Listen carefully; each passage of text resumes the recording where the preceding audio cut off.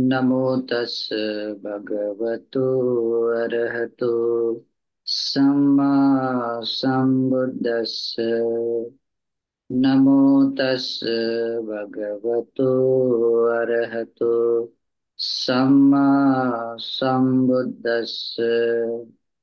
नमो तस् भगवतो अरहतो सम्मा सम्बुद्दस्स।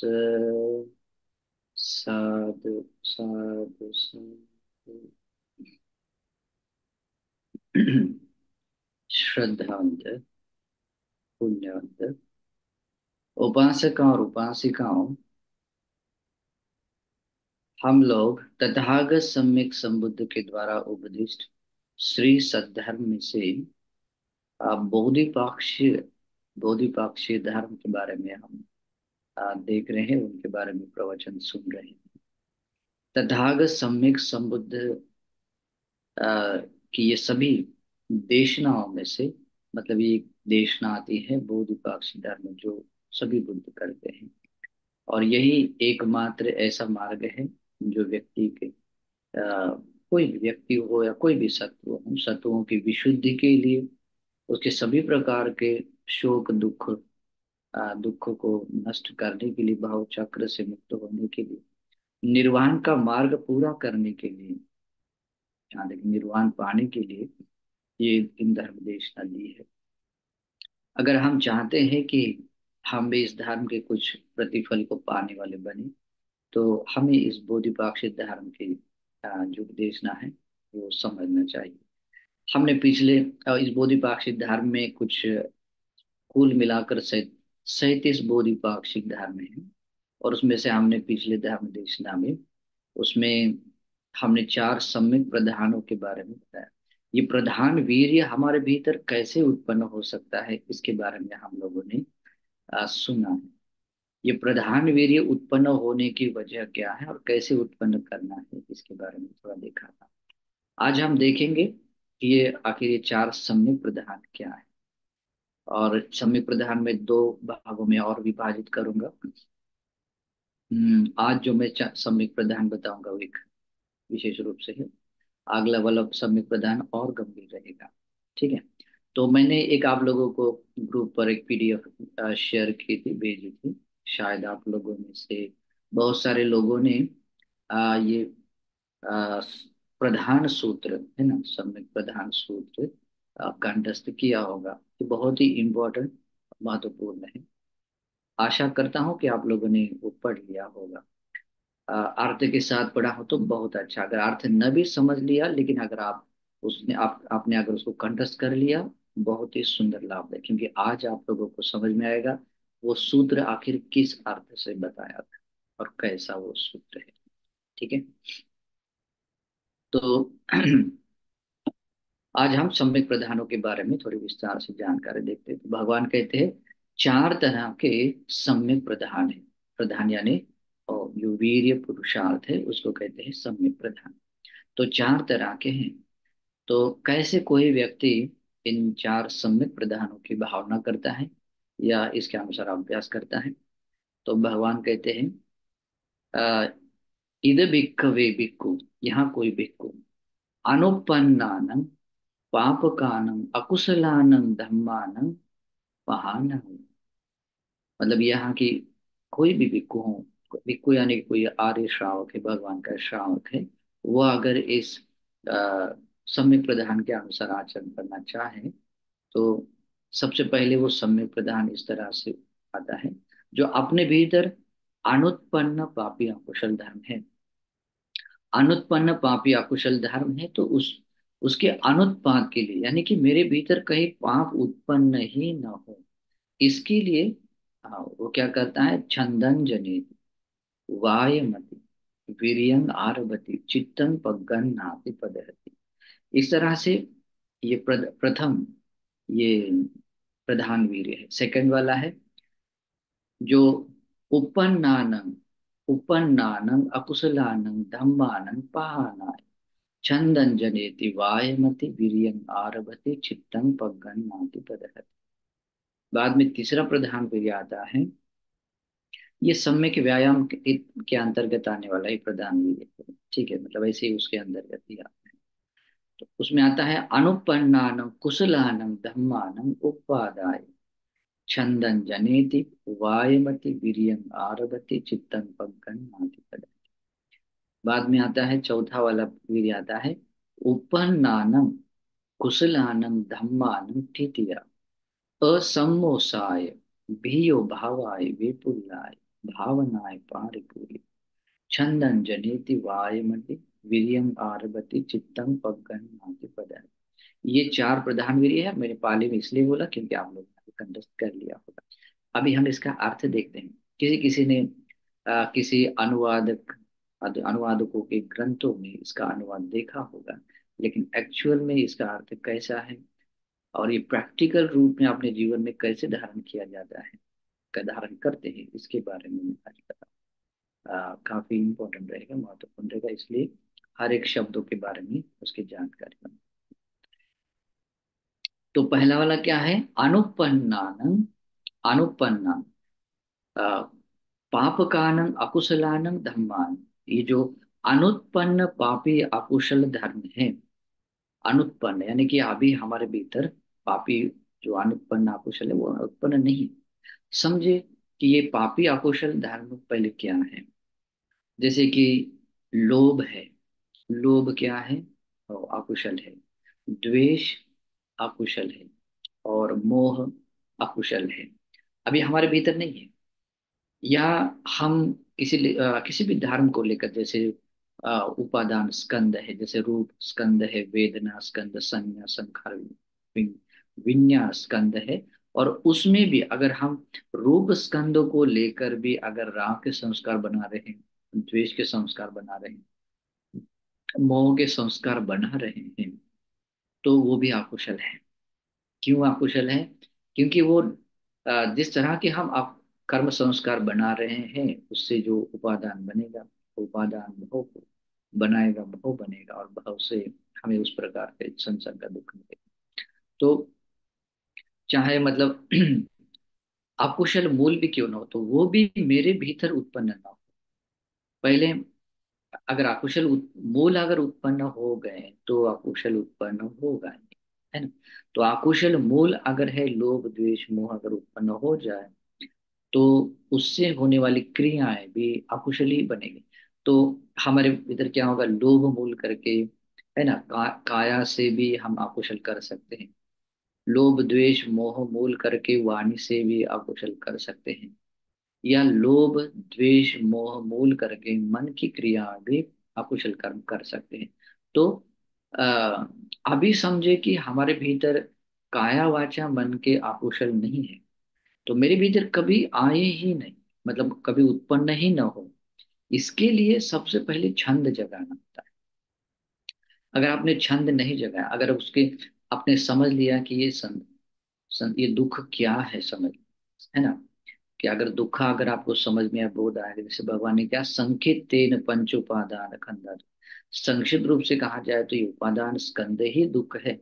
जब ये बात आपको अगर समझ में आती है, और उसके बाद में आप चाहते हैं कि मुझे ये सब दुख नहीं चाहिए, तो ये दुख जिस अकुशलों के कारण आता है, मतलब वो जिन अकुशल कर्मों के कारण, या जिन अकुशलों के कारण मुझे वो मिलने वाला होता है, वो मुझे वो दुख कभी ना मिले, है ना। तो इसलिए मुझे क्या है, अगर मेरे भीतर कोई अनुत्पन्न अकुशल है, तो मेरे भीतर कोई अकुशल उत्पन्न ही न हो, पहले वो इच्छा जगाता है। इच्छा यानी छंद जगाता है। तो छंदन जनित, ये वो इच्छा जगाता है, तो ये अकुशल मेरे भीतर कैसे उत्पन्न नहीं होंगे। तो फिर वो देखता है कि अगर मैं मेरे इंद्रियों को संवर कर लूंगा, तो इससे मेरे भीतर अकुशल पैदा नहीं होगा। अगर मैं इन शीलों का ग्रहण कर लूंगा, जैसे मेरे 10 शीलों, पंचशीलों, जिस तरह के शीलों, वाणी का शील है, शरीर के क्रियाओं का शील है, मन के शील है, तो इन शीलों को अगर मैं ग्रहण कर लूंगा, या उन शीलों से संपन्न बनूंगा, तो मेरे से वो अकुशल नहीं होंगे। जैसे अगर मैं प्राणी हिंसा से विरत रहने की शिक्षा ग्रहण करूंगा, तो प्राणी हिंसा का जो अकुशल है, वो अकुशल मेरे द्वारा कभी नहीं होगा। और मैं इससे भी ज्यादा, इससे भी ज्यादा कि सभी प्राणियों के बारे में इस तरह का मैं मेरे मन में भाव रखूंगा कि किसी भी प्राणियों को किसी भी तरह का कोई दुख कष्ट न हो।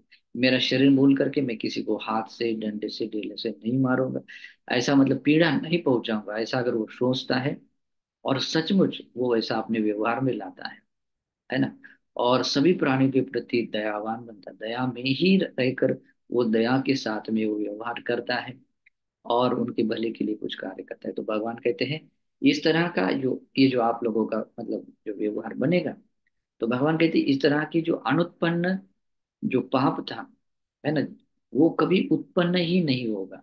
क्यों? क्योंकि हमने उन शीलों का समाधान करने से, शीलों का पालन हम बहुत स्मृति और सजगता के साथ में और श्रद्धा के साथ में भी इन शीलों का पालन करने से जो अनुत्पन्न पाप था वो कभी उत्पन्न होगा नहीं, क्योंकि शरीर के द्वारा जो क्रिया होती है उससे जो अकुशल होने वाला होता है वो भी नहीं होगा। वाणी के द्वारा जो अकुशल होने वाला होता है, अगर वो उस तरह की इच्छा जगा कर उस तरह का मतलब ये प्रयास करें तो वो भी नहीं होगा, है ना। तो सबसे इम्पोर्टेंट आता है कि पहले छंदन जनित वैसे छंद जगाना पड़ता है, फिर वाय मति और उस प्रकार का व्यायाम यानी कि प्रयास करना पड़ेगा, प्रयत्न करना पड़ेगा। तो इस तरह का प्रयास करना यानी क्या है, जैसे कि शीलों का समाधान कर लेना है। और खास करके सभी अकुशलों की जो जड़ें हैं, है ना, तो अकुशलों की जड़ें क्या है, सभी अकुशलों के मूल बोलते हैं उसको। अकुशल मूल है लोभ, द्वेष, मोह। तो जितने भी अकुशल पैदा होते हैं इन्हीं से पैदा होते हैं।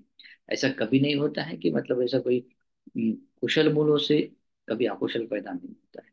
तो अकुशल मूल है जनरली मन की जो अकुशल है, मन के अकुशल, मन का अकुशल कौन कौन से है, मन के द्वारा तीन अकुशल होते हैं, जैसे विषम लोभ, दूसरों के बारे में का द्वेष और मिथ्या दृष्टि।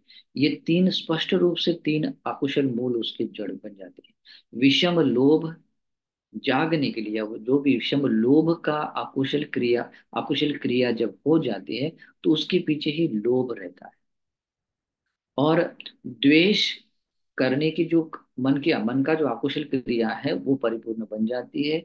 और द्वेष द्वेष के कारण, द्वेष अकुशल मूल के कारण। और जो मोह अकुशल है उसमें क्या आती है, मिथ्या दृष्टि जागती है, क्योंकि आज जितनी भी दृष्टियां पैदा होती है जागती है उसकी वजह है मोह। ये मोह ही है ऐसा कि व्यक्ति को मतलब बहुत सारे मतलब सत्यायु का सत्य मतलब ठीक तरह से दर्शन कराने में बाधा आता है। इस कारण से भगवान बुद्ध कहते हैं कि ये पापी आकुशल धर्म मन के मतलब उत्पन्न हो जाते हैं और ये ज्यादा गहरे होते हैं। मतलब जैसे कि वाणी का कर्म होता है तो कभी कभार मतलब अपने संवर से उसे प्रतिविरत रहने से थोड़ा सा मतलब उसमें संवर करने से मतलब शुभ शुद्ध बनाया जा सकता है। वाणी शरीर के बारे में भी ऐसा है। लेकिन मन की गहराई में ऐसा है कि उसकी जड़ें इतनी गहराई चली जाती हैं कि अभी उसको साफ करना निकालना बहुत मुश्किल होता है। क्योंकि लगता है कि लोग बोलते हैं कि वाणी का कर्म तो बस थोड़ा सा दिखाई देता है, लेकिन किसी ने मारा तो नहीं है, बोलता है मतलब कुछ किया तो नहीं है। लेकिन करना ज्यादा बड़ा पाप लगता है। जैसे अन्य संप्रदाय के लोग भगवान के समय में ऐसा समझते थे, शरीर के द्वारा किया गया पाप बड़ा होता है, वाणी के द्वारा उससे थोड़ा, और मन का तो कुछ है ही नहीं। लेकिन भगवान कहते हैं मन के द्वारा किया गया कर्म ही ज्यादा स्ट्रांग होता है। और इसलिए भगवान बुद्ध कहते हैं मिथ्या दृष्टि रूपी जो मन का अकुशल कर्म है वो इतना स्ट्रांग होता है कि सोच नहीं सकते। उसकी दो ही गतियां फिक्स बताई, तीसरी गति नहीं होती, या तो वो निरय में चला जाता है, नहीं तो वो तो नहीं तो तिरछान सत्व में चला जाता है। तो इसीलिए इस प्रकार से ये अकुशल पैदा होते हैं।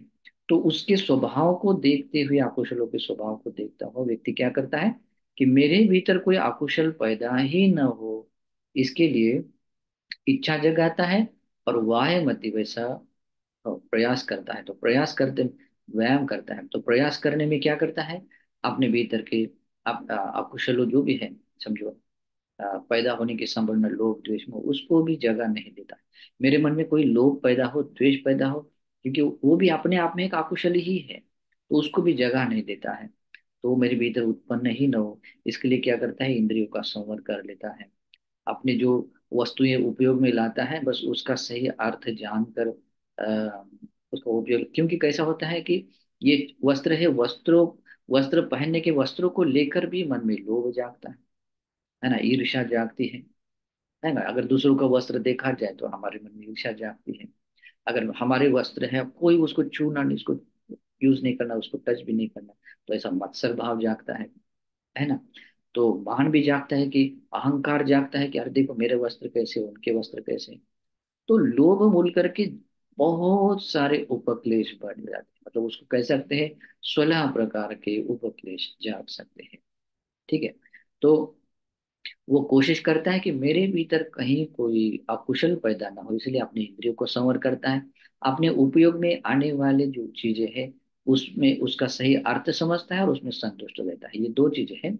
अर्थ जानना यानी उसकी प्रत्यवेक्षणा करता है, जैसे भिक्षु लोग चीवर का परिधान करते हैं, है ना। मतलब बिल्कुल एक शील भी है, प्रत्यवेक्षणा शील बोलते हैं उसको। गृहस्थों के लिए थोड़ा सा मुश्किल हो जाता है लेकिन करना तो पड़ेगा, क्योंकि अकुशल तो पैदा हो जाते हैं, चाहे गृहस्थ हो चाहे सन्यासी हो।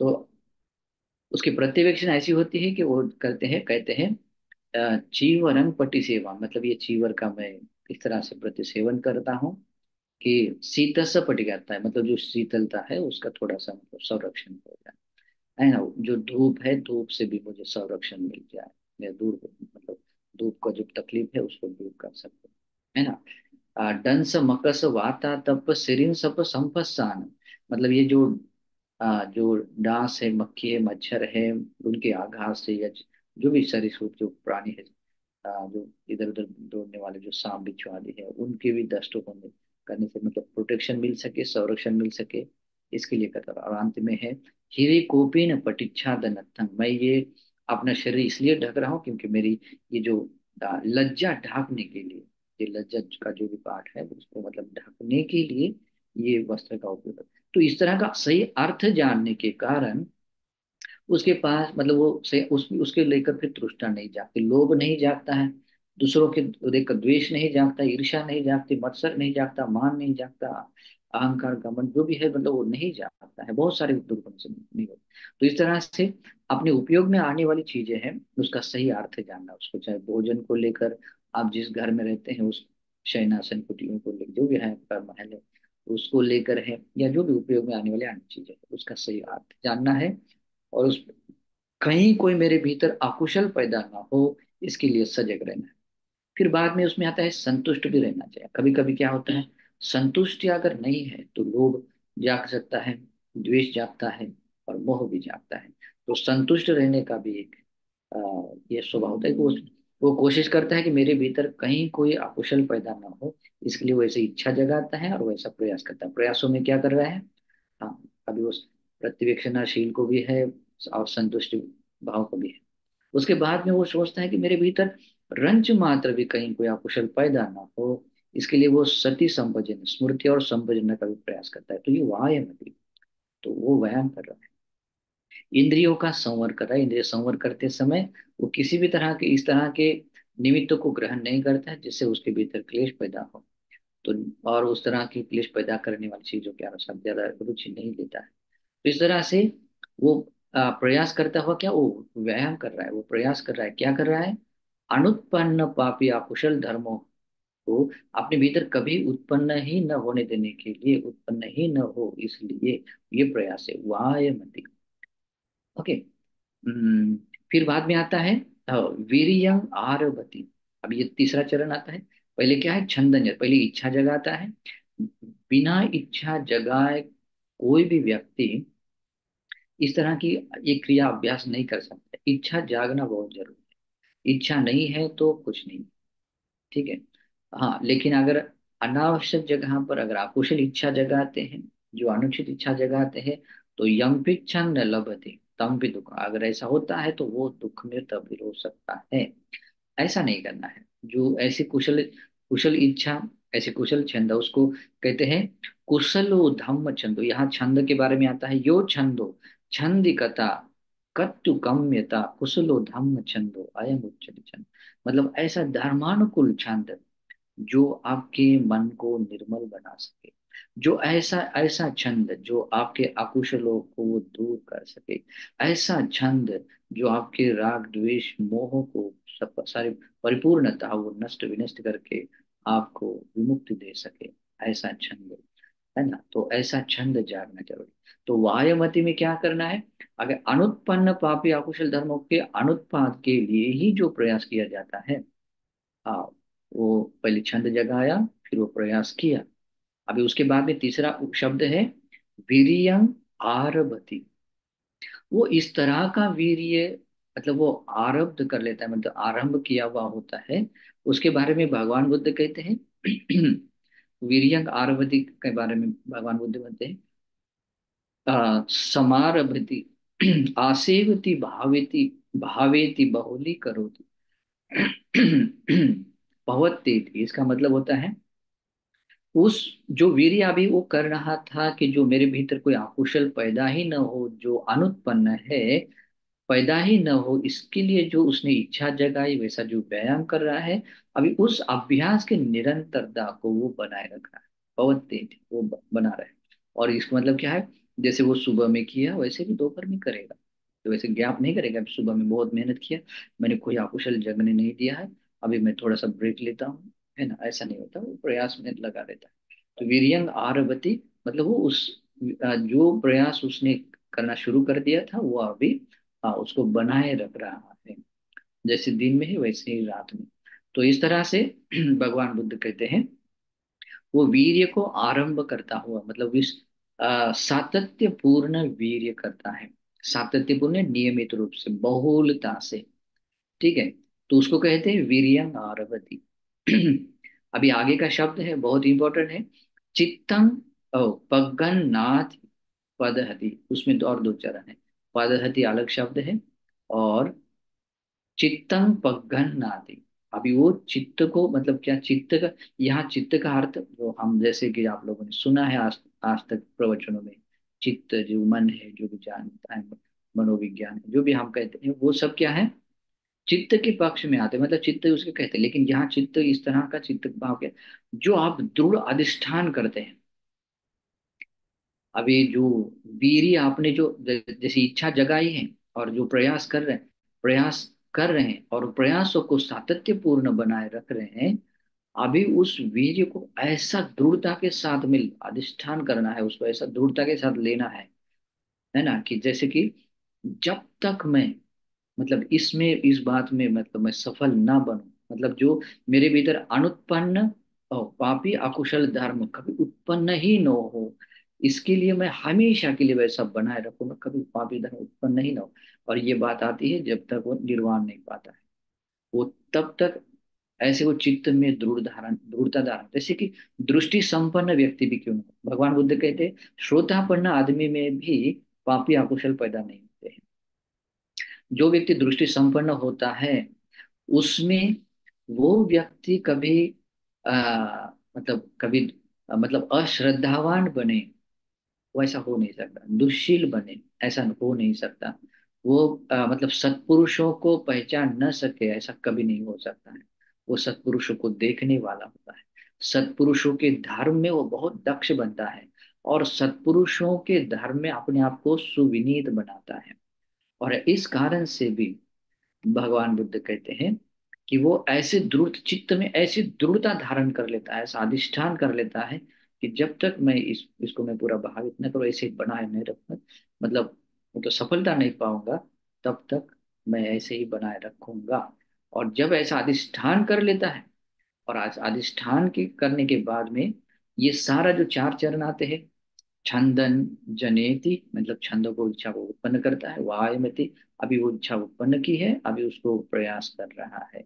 प्रयासों में देखा आपने किस किस का प्रयास है जिससे कि वो उत्पन्न होता है। अभी प्रयासों में ये भी है, अगर विपස්සना के पक्ष में आता है तो जैसे मैंने ये कहा है कि जैसे उपादान स्कंदों को लेकर या किसी भी धर्म को लेकर, अगर आप उसमें अगर राग के संस्कार, द्वेष के संस्कार, मोह के संस्कार जगा रहे हैं, तो वो भी है, क्या हो रहा है, अनुत्पन्न जो पाप या कुशल धर्म है उत्पन्न हो रहे हैं।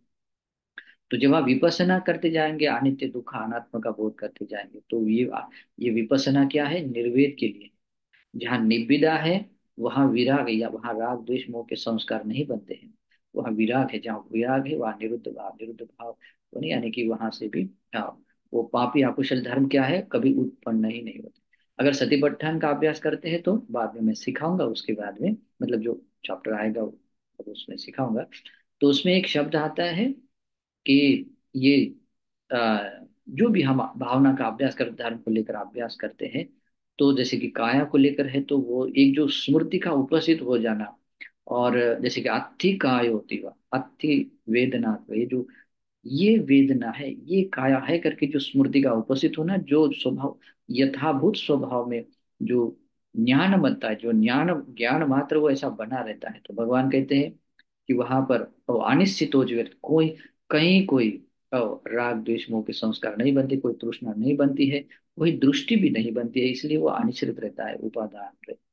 तो इस तरह से भी अपने भीतर के अनुत्पन्न आकुशलों को कभी उत्पन्न होंगे, अभी उसकी सूक्ष्मता बहुत है, हमें आगे बहुत जाकर सीखना भी है। तो इस तरह से उन सारी क्रियाओं में क्या करता है, छंदन जनित, छंद जगाया, वायमती, इस तरह का वो व्यायाम कर रहा है, प्रयास कर रहा है। वीर्यंग आरभती, उस प्रयास को सातत्य को बनाए, निरंतरता बनाए रखते हुए वो प्रयास कर रहा है। तो वीर्यंग आरभती, बहुलता से निरंतरता के साथ में उस प्रयास को बनाए रख रहा है। और बाद में का अंग आता है चित्तम पगन्नादि, चित्त में ऐसी दृढ़ अधिष्ठान के साथ में उस वीर्य को ले रहा है, मतलब वीर्य को ऐसे ग्रहण करना है ना, कि मतलब उसमें जब तक सफलता मिले या पूर्णत्व भाव न मिले, तब तक वो ऐसे ही बना रहेगा, है ना, वो अंतिम मतलब छोर तक। तो इस तरह का जब वो दृढ़ता धारण कर लेता है तो उसको कहते हैं चित्तन पगन्नादि। जैसे उसको इस तरह से भी कह सकते हैं कि भगवान बुद्ध ने जैसे जब बोधिमंड वज्रासन पर बैठे थे तो उन्होंने ऐसे ही अधिष्ठान किया था कि चाहे मेरे शरीर के मतलब ये जो रक्त है, मांस है, सूख भी क्यों न जाए, शरीर का सिर्फ त्वचा, ये नसें, हड्डी है, इतना ही क्यों न बच जाए, लेकिन जो पुरुषार्थ से या पुरुष वीर्य से जो पाने योग्य जो बुद्धत्व है, सम्मा संबुद्धि ज्ञान, जब तक वो हासिल नहीं करूंगा, इस आसन से नहीं उठूंगा। तो ये क्या हो गया, वीर्य को ऐसा धारण कर लिया दृढ़ता के साथ, और हमेशा जो कुछ भी आप पाना चाहते हैं, जब तक ऐसा नहीं करोगे आप कुछ नहीं होगा। आज नहीं है, कल करो, लेकिन करना तो पड़ेगा, है ना, जब तक आप ऐसा डिसाइड नहीं करोगे तब तक नहीं, और जब करोगे तब आपको ये उसका प्रतिफल मिलेगा। और मैंने जैसे पिछले इस प्रवचनों में कहा है कि अगर आपको कुछ श्रेष्ठ चीज पानी है तो श्रेष्ठ ही पुरुषार्थ करना पड़ेगा, है ना, मतलब उसके लिए तो ज्यादा स्ट्रांग बनना ही पड़ेगा। और उसके बाद में आता है कि जो आपने छंद, जो जो इच्छाओं को जगाया, उस प्रयास किया है, उस सातत्यपूर्ण यानी कि नियमित रूप से उस प्रयासों को, वीर्य को मतलब कंटिन्यूटी के साथ बनाए रख रहे हैं, और ये ऐसा करने के लिए बहुत दृढ़ता के साथ अधिष्ठान करके वो कर रहे हैं।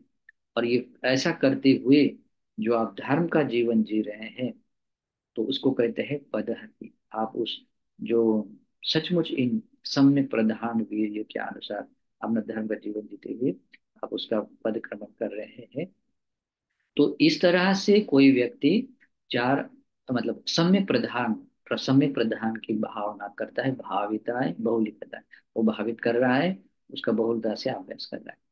तो अभी आप लोगों को समझ में आया होगा कि ये अभी जो आप लोगों ने सूत्र कंठस्थ किया है, या उसका अर्थ जो आप लोगों ने पढ़ा था, वो अभी ये गाथा जो मैंने विस्तार बताया, ये बताने के बाद पता चला कि आखिर ये ऐसा होता है। और प्रैक्टिकल रूप में आप ये कैसे अपने जीवन में धारण करना है, ये भी आप लोग समझ रहे हैं, ठीक। क्योंकि पता ही नहीं चलता है कि छंद कैसे जगाना है, छंद जनित, वो उसका व्यायाम करने के लिए कैसे करना होता है, उस व्यायाम को, उस प्रयास को सातत्यपूर्ण नियमित रूप से कैसे बनाए रखना होता है ना, सातत्यपूर्ण ये अभ्यास बनाए रखने के लिए कुछ चीजें आती हैं, उसको कहते हैं, कम से कम तीन चीजें आती हैं, उसको कहते हैं आतापि, यानी कि क्लेशों को तपाने वाला वीर्य सातत्यपूर्ण होकर उसमें आता है। अपमत्तो यानी कि अप्रमादी बनना पड़ेगा, और पही तत्व, फुल डेडिकेशन के साथ उसको मतलब उसका सेकंड ऑप्शन नहीं होना चाहिए कि मैं अभी मतलब कुछ करने के लिए, है ना, जब निर्वाण के लिए कोशिश करने तो ऐसे ही कर किया जाता है। अगर वो सेकंड ऑप्शन कुछ देखता है तो उसके लिए थोड़ा डिले तो हो जाएगा। इसीलिए भगवान बुद्ध कहते हैं ये रजपतो है। रजपतो का अर्थ होता है थोड़ा बहुत तो धूल उसकी लगेगी ही, मतलब उसके केशों की। और दल, उसके बाद में आता है रजपतो संवाद, मतलब बाधाएं आती हैं। कहीं ना कहीं आप मतलब उसको, आपको ऐसे बांध देगी, कहीं ना कहीं बाधा आपको आपको रोक लेगी पीछे से, है ना। अगर कोई रॉकेट को अगर उसका स्पीड कम कर, तो पीछे से एक ऐसा ये लगाते हैं, तो वैसे आपको स्पीड को ऐसा कम करने के लिए ये होते हैं, मतलब बाधाएं आती रहती हैं। तो अगर वो आप चाहते हैं कि मतलब बिल्कुल स्पीडली हम मतलब इसके अच्छे से तरह से ये करें, तो ये इस तरह का ही होना चाहिए। तीन कैटेगरी होनी चाहिए। आत अपमत्तो आतापि परितत्तो, ये तीन शब्द अर्थ समझा दिए। और अब ये पहला सम्यक प्रधान आपको मैंने बहुत क्लियरली समझा दिया है। कैसे? अनुत्पन्न पापी अकुशल धर्मों के अनुत्पाद के लिए, है ना। कैसे? छंदन जनिति वायमति वीर्य आरभते चित्तन पगन। बस अभी सेकंड पार्ट है। उपन्नानं, उपन्नानं अकुशलानं धम्मा, अकुशलानं धम्मा पहाना। अभी जो अगर उत्पन्न हुए पापी अकुशल धर्म है, अ, उत्पन्न हुए अगर पापी अकुशल धर्म, उत्पन्न हुए पापी अकुशल धर्म यानी कि जैसे अगर कैसे देखा जाए तो काया वाचा मन की जो क्रियाएं होती है, उसमें अगर कोई शील में कोई डैमेज आता है ना, तो उसको भी ठीक कर कर सकते हैं वो, मतलब ऐसा नहीं। लेकिन उसके लिए सबसे इंपॉर्टेंट क्या है? अभी उत्पन्न पापी अकुशल उत्पन्न हो गया है, अभी उसको पहाना है, अभी उसको प्रहान करने के लिए, दूर करने के लिए सबसे इंपॉर्टेंट रहता है छंदन जनित, इच्छा जगाना होता है। अभी आप सोचेंगे कि मैं कहाँ से शुरुआत करूं, है ना। ये दूसरे संप्रदाय के लोग क्या करते हैं, अपने भीतर कोई पापी आकुशल हो गया तो वो क्या करते हैं, पाप धोने के लिए तो कुछ तो भी ऐसा पूजा करते हैं, मंत्र जाप करते हैं, कोई नाम जप करते हैं, नदियों में डुबकी लगाते हैं, पहाड़ों पे शरण जाते हैं, पर्वतों को शरण जाते हैं, है ना। कुछ ना कुछ तो भी ऐसा करके लोग बोलते हैं कि अगर इतनी सारी प्रदक्षिणा कर लेना, इतना चल के पैदल यात्रा करेंगे, पैरों में बिना चप्पल से घूम लेना, इस तरह के कपड़े पहन लेना, एक बार खा लेना है, बिल्कुल कुछ खाना नहीं है, पान पीना नहीं, कुछ नहीं, मतलब कुछ ना कुछ तो ऐसे बताते हैं और कहते हैं कि जिससे कि ये जो उत्पन्न हो कोई पाप है, अकुशल है, तो वो आपको दूर किया जा सके, उसको पाप धोने की क्रिया है। वो आज भी लोग करते, भगवान के समय तो ज्यादा लोग थे वैसे, ज्यादा मतलब हाँ, लेकिन आज की तुलना में आज तो वैसे भी देखा जा, वो काशी वाराणसी उधर देखा जाए, ऋषिकेश की तरफ तो बहुत लोग हैं, ठीक है। बेचारे उलझे हुए रास्ता भटके हैं। तो पापी अकुशल को प्रहार करने के लिए अलग अलग रास्ता करते हैं, लेकिन स्टार्टिंग में आता है वो क्या करते हैं, छंदन जनित, इच्छा जगा। लेकिन सबसे इम्पोर्टेंट है कि हमें अकुशल की समझना जरूरी है, अकुशलों को अकुशल की तरह समझना जरूरी है, कुशलों को कुशल के रूप में समझना जरूरी है, सम्यक को सम्यक, मिथ्या को मिथ्या। ओके, ये जब समझ में आता है तब आदमी उस अकुशलों को दूर, जो अनुत्पन्न मतलब उत्पन्न हुए पापी अकुशल धर्म है, उसको दूर करने के लिए काम।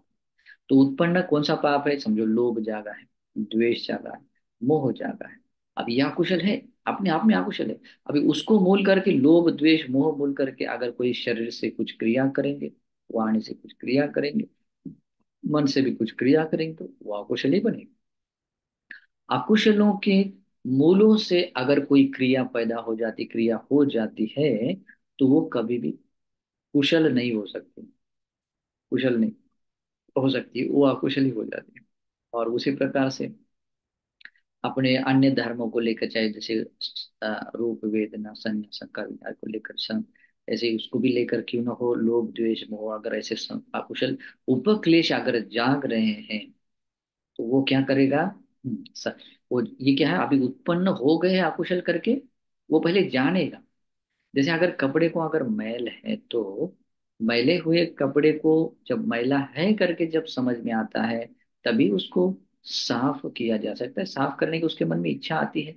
अगर उसको अगर समझ में ही ना आए कि मेरे कपड़े मैले है, मैले जैसे कि अंधा आदमी है, उसको बता दिया है कि बहुत अच्छे तेरे कपड़े हैं और ऐसे पहन के जाओ, और वो बहुत दाग धब्बे वाला है, चितकबरा है, तो वो कभी नहीं चाहेगा, उसको भी साफ करना पड़ेगा। तो वैसे ही होता है। तो भगवान बुद्ध कहते हैं कि आपको वो पता होना बहुत जल्दी। तो पता होने के बाद आपके भीतर पहला एक कदम आना चाहिए, एक बीच मतलब उसका कदम, पहला कदम उठाने के लिए पहले इच्छा जागना है। अगर मेरे भीतर कोई अकुशल है, तो मुझे इसको दूर करना है, इसको नष्ट करना है। जैसे अगर मेरे हिंसा हो रही है, तो हिंसा से दूर रहते हुए मुझे उसको विशुद्ध बनाना है। ठीक है, पहले उसकी इच्छा जगनी है। आदि रूप से 10 अकुशल धर्म है, या अन्य भी जितने जितने अकुशल है, जहां जहां जिस जिससे वो अकुशल पैदा होते हैं, जैसे कि कहा मैंने, इंद्रियों का संवर करने से, इन जो उपयोग में लाने वाली चीजें हैं उन चीजों को लेकर भी मेरे हमारे भीतर अकुशल पैदा हो सकते हैं। जो भी हम लोग समाज के साथ व्यवहार करते हैं, उस व्यवहारों में भी, आ, क्रियाओं में भी क्या आता है, अकुशल पैदा हो सकता है। तो वो जो अकुशल आया है, तो उसको उस जगह से, मतलब उसको नष्ट करने के लिए पहले वो इच्छा जगाता है, वायमति, अभी वो व्यायाम कर रहा है। लेकिन वो किस लिए कर रहा है? जो उत्पन्न हुए पाप या अकुशल धर्म है उसके प्रहार के लिए इच्छा जगाई, फिर वो प्रयास कर रहा है।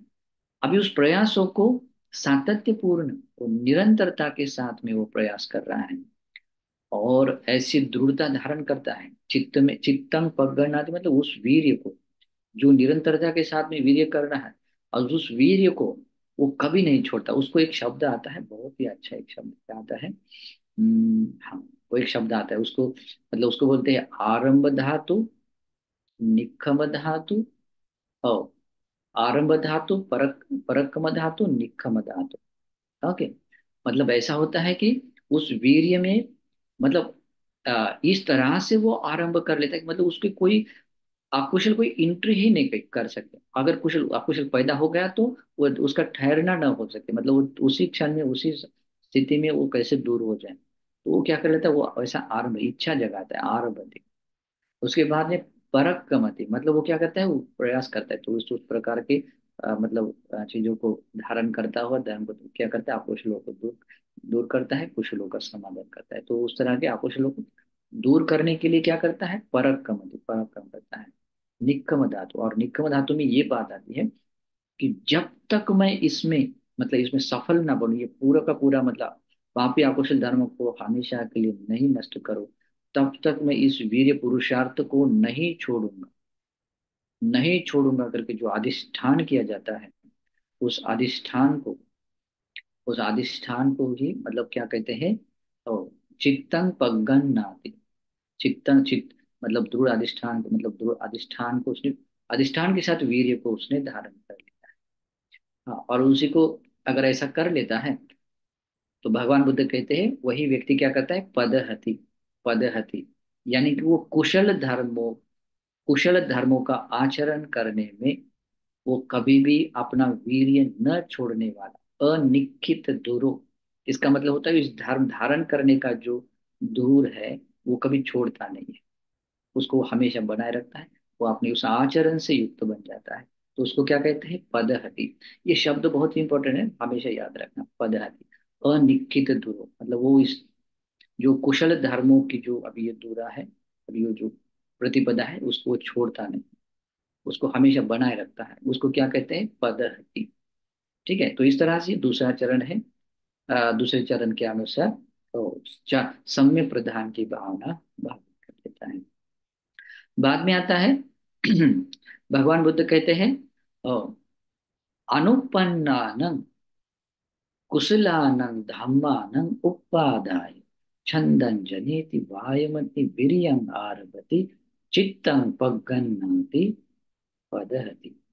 ये शब्द है। तो इसको क्या अर्थ है कि अभी अनुत्पन्न, हमारे भीतर जो अनुत्पन्न कुशल है, अनुत्पन्न कुशल बहुत होते हैं, है ना, बहुत, मतलब क्या है, अभी अभी हमारा अगर शुरुआत है, तो हमारे भीतर श्रद्धा का न होना, है ना, अभी कुशल नहीं है।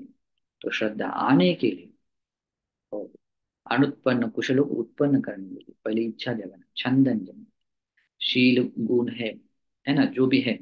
तो सबसे इंपॉर्टेंट तो ये है कि सभी कुशल जो हमारे भीतर अभी कुशल नहीं है, लेकिन कुशल अगर पैदा करने हैं, तो कुशलों की जो जड़ें हैं, वो जड़ों को देखना जरूरी है। कुशलों की जड़ें क्या है? कुशलों की जड़ें हैं अ, अलोभ, अद्वेष, अमोह, है ना, अलोभ, अद्वेष, अमोह, ये क्या है? सभी कुशलों की जड़ें हैं, उसको मूल कहते हैं, कुशल मूल। तीन माने भी कवि कुशल मूलानि, तीन तरह के कुशल मूल है, और यह है अलोभ, अद्वेष, अमोह। अभी जिस तरह की ये जड़ें हैं, तो उन जड़ों से आ, मतलब अलोभ अद्वेष अमोह क्या की जड़ें हैं, तो उससे अगर कुछ हम क्रिया करेंगे, शरीर से कुछ क्रिया करेंगे, तो अलोभ अगर मूल करके कुछ क्रिया करेंगे तो वो कुशल ही बनेगा। वो उस अद्वेष अमोह से जो पोषण मिलेगा, और उस पोषण से जो हमें उसको प्रोवाइड करेंगे वाणी के द्वारा कुछ क्रिया, मतलब अ, हो जाएंगे, वो कुशल ही बनेंगे, है ना। और इन कुशल मूलों से अगर मन की क्रियाएं भी कुछ हो जाएंगी तो भी वो कुशल ही बनेंगे, है ना। तो मतलब सभी प्रकार की कुशल क्रियाएं पैदा होंगी। यहाँ तक कि जैसे कि उपादान स्कंदों को लेकर भी जो राग द्वेष मोह का संस्कार न जगाने का, जैसे रूप स्कंदों को लेकर जो राग द्वेष मोह का संस्कार न बनाना है, जैसे कि हम जैसे कि उसके अनित्य दुख अनात्म स्वभाव को देख लेते हैं, तो यथार्थ रूप से देखने के कारण वहां राग के संस्कार नहीं बनाते, द्वेष के नहीं बनते, इस तरह के कोई अकुशल नहीं बनता। तो इस तरह से अपने सभी अकुशलों को, हाँ, मतलब जो भी अकुशल है उसको दूर करके, मतलब अगर हमारे भीतर कोई कुशल नहीं है, जैसे कि अकुशलों को दूर करना भी एक अपने पास एक अपने आप में कुशल है ना। सब पाप सभी पापों को न करना भी एक अपने आप में कुशल है। और कुशलस्य उपसंपदा, कुशलों को करना भी एक कुशल है। ठीक है। तो इस तरह से वो क्या कर लेता है फिर, अपने भीतर जो जो कुशल धर्म अभी तक उत्पन्न नहीं हुए हैं, उस उत्पन्न होने के लिए वो पहले इच्छा जगाता है, छंदन जनरी, फिर बाद में प्रयास करता है। अभी प्रयासों में सबसे पहले क्या करेगा, सबसे पहले चरण तो ये है कि वो कल्याण मित्र के पास जाएगा, है ना। सभी कुशलों का आरंभ यही से हो जाता है। बाद में धर्म श्रवण करेगा, उस धर्म के बारे में श्रद्धा जगाएगा, उस बाद में शीलों का पालन करेगा, और इस तरह के धर्म का ज्ञान होने से यथाशक्ति अपनी श्रद्धा के अनुरूप दान देगा। उसके बाद में उस धर्म के अर्थ और उसकी अर्थ और धर्म ज्ञान को जानने के कारण योनिसो मनसिकार करता हुआ अपने भीतर प्रज्ञा को जगाएगा, है ना। तो इस तरह से अपने सभी अनुत्पन्न कुशल धर्मों को वो उत्पन्न कराएगा, है ना। तो इसे कहते हैं, हाँ, लेकिन उत्पन्न करने से पहले भी क्या है, वो पहले छंद जगाना बहुत जरूरी है। अगर छंद नहीं जगा, अभी आपने समझो यहाँ पर खड़े हैं, अगर आपको कहीं जाना है, वहां जाने के लिए इच्छा नहीं जगह तो आप वहां नहीं जा सकते। तो अभी अभी तक आप लोगों ने निर्वाण का मार्ग पूरा नहीं किया है, तो करने के लिए सबसे पहले इच्छा जगाना जरूरी है ना। तो इच्छा जगाए, अभी आप लोगों को इच्छा जगाई, अभी उस तरह का फिर प्रयास करना पड़ेगा। तो प्रयास करने के लिए जिस जिस आचरण गुण धर्म के अनुसार, मतलब जिसे अनुत्पन्न कुशल उत्पन्न हो जाएंगे, उन धर्मों को धारण करना।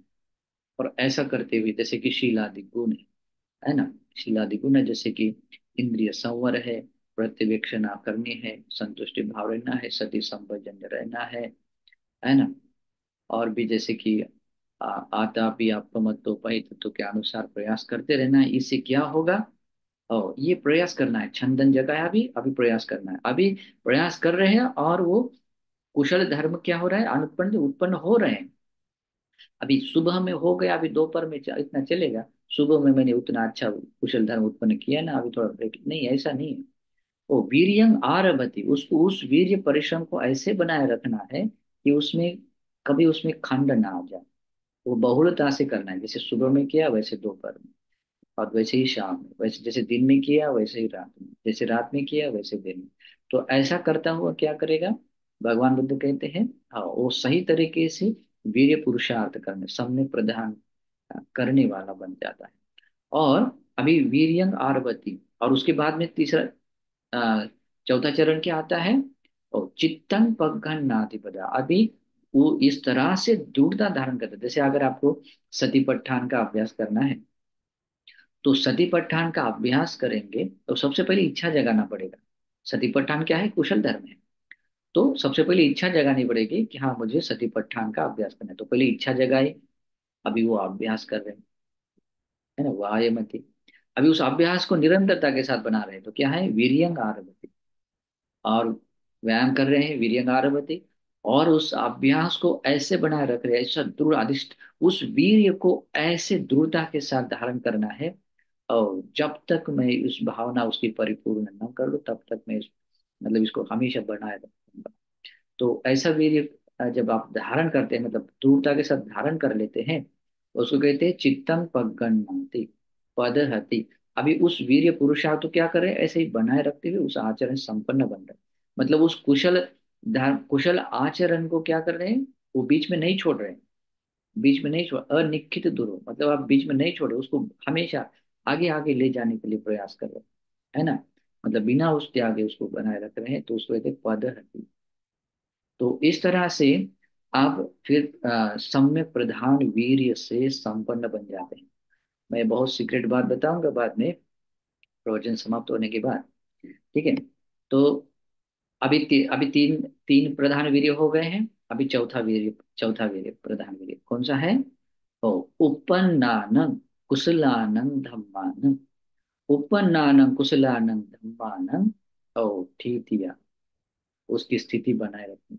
अभी देखिए, अगर हमारे भीतर कोई उत्पन्न हुआ कोई कुशल है, समझो, उत्पन्न हुआ कोई कुशल है, कोई भी एक्सपाइजर समझो, ठीक है, तो उस कुशल की स्थिति बनाए रखना बहुत इंपॉर्टेंट है ना।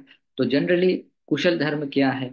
कुशल धर्म यही बोल सकते हैं, जैसे कि अलोभ है, अद्वेष है, अमोह है, और उससे समृद्ध के जितने भी, जैसे कि मतलब जो उपक्लेश हैं वो भी अकुशल ही है, लेकिन अपने इन क्रियाओं से पैदा नहीं करते। जैसे अगर हमने हम्म, अ, इंद्रियों का संवर है, संतुष्टि भाव है, सती संपजन्यता है, और प्रतिवेक्षण आदि है, या जो भी आपको दिए हुए शीट है, तो इसका पालन करते समय में जो जो उपक्लेश पैदा होते, जो अकुशल पैदा होते हैं, है ना, तो उन आकुशलों को पैदा न होने नहीं देंगे आपको। आप अभी आपको पता चल गया ना कि अभी मेरे भीतर ये कुशल है, मैंने उत्पन्न होने नहीं दिया। मैंने मान अहंकार को उत्पन्न होने, जैसे चीवर को लेकर मैं अगर परिधान किया, अभी उसको मैं संतुष्ट हूँ। अभी संतुष्ट होने के कारण मुझे दूसरों को देखकर मुझे ईर्ष्या नहीं आएगी, है ना। तो मैं ईर्ष्या नहीं कर रहा हूँ, इसका मतलब क्या हो रहा है कि मेरे भीतर जो ईर्ष्या न करना कुशल है, तो मैंने उसको क्या किया, उसको वैसे ही बनाए रखा है।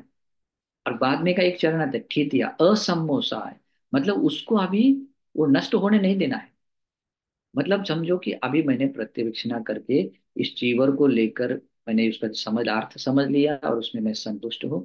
तो उसको लेकर जो मेरे भीतर जो मान अहंकार ईर्ष्या मत्सर जो जो आपको क्लेश जागने वाले थे, अभी मैंने उसको क्या कर दिया, वो जगने नहीं दिया। वो जगने न देना ही क्या है, वो कुशल है। और उस कुशल की मैं स्थिति बनाए रख रहा हूँ, उस कुशल की मैं स्थिति बनाए रख रहा हूँ, लेकिन क्या कर रहा हूँ, फिर से मेरे भीतर कहीं वो, मतलब वो जो कुशल की स्थिति बनी हुई है, अभी वो कभी नष्ट न भी हो, वो नष्ट न हो, इसके लिए भी मैं इसका अभ्यास का प्रयास कर रहा हूँ। मतलब क्या है, उसकी स्थिति को बनाए रख रहा हूँ, और उस स्थिति को भी मतलब उसको नष्ट न नहीं होने दूंगा, कुशल धर्म के मतलब उसको अपने से हटने नहीं दूंगा। असम्मोसा है ना, उसके बाद में आता है भियो भावा है, उसको मैं और बढ़ाऊंगा। नहीं, मैं आज इतना संतुष्ट हूं, उसे और संतुष्ट बनाऊं। अगर मेरा ईर्ष्या लोग जो भी है, सब जो मान मत्सर है अहंकार है, जितने भी जो अकुशलों के, वो जहाँ जो जो भी अकुशल है, हाँ, अकुशलों को मैं रंच मात्र भी उत्पन्न होने नहीं दूंगा, और उसकी स्थिति बनाए रखूंगा, बल्कि उसमें कुशलता में और बढ़ाऊंगा, है ना। मतलब उसको वैसे बनाए रखूंगा और उसमें और बढ़ूंगा, उसके बोलते हैं बीयो भाव, बीयो यानी कि उसको और बढ़ाऊंगा, और बढ़ाऊंगा। बेपुल लाए, और इतना बढ़ाऊंगा, इतना बढ़ाऊंगा कि एक सत्पुरुष व्यक्ति कह सकता है कि हाँ, ये व्यक्ति परफेक्ट है ना। इसे कहते हैं विन्यूपसक, विज्ञ जनों द्वारा वो प्रशंसित बन रहा, हाँ ये बात, अगर भगवान बुद्ध ने, हाँ ये प्रयास बहुत अच्छा है, तो उसको कहते हैं, ओ क्या कहते हैं, भीयो भावाय विपुला, इतना वो विपुल प्रमाण में उसको बढ़ाएगा, कि इतना प्रमाण में बढ़ाएगा कि उसको कोई मतलब एक कोई ऐसा मतलब कोई अकुशलों का दाग लग सके, ऐसा कोई ये नहीं है उसको। होल रूप में ऐसा कह सकता है, जैसे आदमी कोई जिसके पास में इतना धन संपत्ति पैसा है, उसको अभी कोई भी नहीं कह सकता कि ये आदमी किसी गरीब, गरीब नाम की किसी भी चीज में कोई गरीब नाम की कोई संज्ञा भी उसको छू नहीं सकती है। तो इतना इतना वो, अगर कुछ मीडियम है तो बोल सकते हैं हाँ उसके पास ये नहीं है, उसके पास वो नहीं है, मतलब कुछ ना कुछ तो है बोलते हैं। तो हाँ, उसको क्या भियो मतलब, भियो भाव है मतलब उसको, मतलब उसको तो बड़ी मात्रा में तो करना ही है, लेकिन इतना बनाना है कि वो विपुल प्रमाण में उसको बनाना है। भियो भावा विपुलाय, और बाद में आता है भावनाएं पारिपूरी, और उसकी भावना आपको क्या करनी है, परिपूर्ण करें। जैसे एग्जाम्पल के तौर पर आपको अगर जाए सती पट्ठान या भुजंग की भावना करनी है, तो आप उसको भावना कर रहे हैं। तो हाँ, जब तक उसकी भावना परिपूर्ण नहीं होती है, हाँ, तब तक उसको मतलब उसके हमेशा वो बनाए रखता है। भावना उसकी परिपूर्ण हो, करना आना चाहिए। जैसे भगवान बुद्ध कहते हैं, जो अनुत्पन्न स्मृति संबोध्यांग है तो वो उत्पन्न हो जाता है ना। जिस कारण से, जिस कारण के न होने से, जिस कारण के न होने से वो सती संबोध्यांग है जो उत्पन्न नहीं होता है ना, उसको भी प्रज्ञा से वो जान लेता है। और जिस कारण से वो सती संबोधन उत्पन्न होता है, उस कारण को भी प्रज्ञा से वो जान लेता है। और ये भी जान लेता है वो कारण अगर होगा, जैसे सती संबोधन उत्पन्न होगा, कारण अगर होगा तो सती संबोधन उत्पन्न होगा ही। और उत्पन्न हुए सती संबोधन की भावना परिपूर्ण होती है, इसे प्रज्ञा। तो इस तरह से जो जो चीज है तो भावना को परिपूर्ण करने के लिए क्या कर लेता है, प्रयास में लगा रहता है। तो हमें इसीलिए अभी ये जो चौथा सम्यक प्रधान वीर्य का है ना, वो कैसा है, जो उत्पन्न हुए कुशल धर्म है, हाँ, उसकी स्थिति को बनाए रखना है। हाँ, उसको अभी नीचे मतलब उसकी पर्याय होने नहीं देना है। ओके, मतलब उसको कहते हैं असमोसा, भियो भाव, उसको और बढ़ाना है। भियो भावा है, विपुला, इतना बढ़ाना है कि उसको बहुत अति विशाल प्रमाण में, विपुल प्रमाण में बढ़ाना है। और भावनाएं परिपूर्ण, उसकी भावना कैसे करनी है, ओ परिपूर्ण करनी है। और मुझे ये परिपूर्ण, मुझे सतीपट्ठान की भावना परिपूर्ण करनी है, भोजन की भावना परिपूर्ण करनी है, ताकि मुझे उसका प्रतिफल मिल जाए। तो इसके लिए क्या करना पड़ेगा, पहले इच्छा जगाना पड़ेगा, तो यही करेगा, छंद जनित, छंद जगाएगा। बाद में क्या करेगा, ओ वाह्यमति, वो व्यायाम करेगा, उसका प्रयास करेगा। प्रयास कर रहा है मतलब अभी जो भी कुशल धर्म है उसकी अभी स्थिति को ऐसे बनाए रख रहा है, उसको नीचे ढलने नहीं, पर्याय नहीं होने दे रहा है, उसको और बढ़ा रहा है। वो इतने विपुल प्रमाण में बढ़ा रहा है कि मतलब उसको कहीं कोई मतलब कोई अकुशलों का दाग न लगता है ना, पूर्ण कुशल। और ऐसा बनाना है कि उसकी भावना भी परिपूर्ण हो। तो इसके लिए क्या किया, छंद जगाया, प्रयास कर रहा है। और उस प्रयास वाह्यमति वीर्यंग आरभते, और ऐसा प्रयास कर रहा है कि बिना उसको मतलब खंडित किए, उस प्रयास को, वीर्य को बिना खंडित किए सातत्यपूर्ण वो कर रहा है, बहुलता से वो कर रहा है। उसको कहते हैं वीर्यंग आरभते। और इस तरह से वो दृढ़ता चित्तन में, चित्तन पगन, उस वीर्य को, अभी जो वीर्य कर रहा है उस वीर्य को ऐसे दृढ़ता के साथ धारण कर लेता है कि जब तक मैं इसकी भावना परिपूर्ण न करूँ और मैं इसके प्रतिफल को न पाऊं, इस वीर्य को मैं छोड़ूंगा नहीं।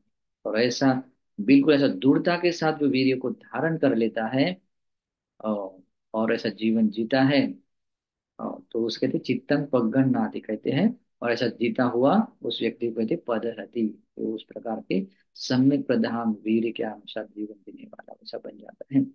तो ऐसा अभी कर लेते हैं। अभी देखिए, मैं अभी सीक्रेट बात ये है, अभी आप लोगों को मैं अगले भी जब इस बोधिपाक्षिक धर्म में जब मैं इंद्रिय धर्मों को मैं सिखाऊंगा, तो इंद्रिय धर्मों में एक इंद्रिय धर्म है, कौन सा है, वीर्य इंद्रिय। ठीक है, तो वीर्य इंद्रिय है, तो वीर्य इंद्रियों का जो प्रतिलाभ होना होता है, तो चार सम्यक प्रधानों की भावना भावित बहुलीकृत करने से ये वीर्य जो आता है ना, छंदन जनिति वायमति वीर्यं आरभति चित्तं पग्गन नातिपत, इन शब्दों में जो पूरा कर लेता है ना, इससे जो वीर्य का उसका प्रतिलाभ होना होता है, वीर्य का उसका प्रतिलाभ होना होता है, वो प्रतिलाभ ही, ये वीर्य का प्रतिलाभ ही 100%, 100% उसको क्या देता है, और धर्म का प्रतिफल देता है। या तो वो श्रद्धानुसारी बन सकता है, धम्मानुसारी बन सकता है, श्रोतापन्न बन सकता है, सकदागामी। तो ये मैं इसकी और विशेषता मैं उस हिंदू धर्मों के बाद उस समय में बताऊंगा।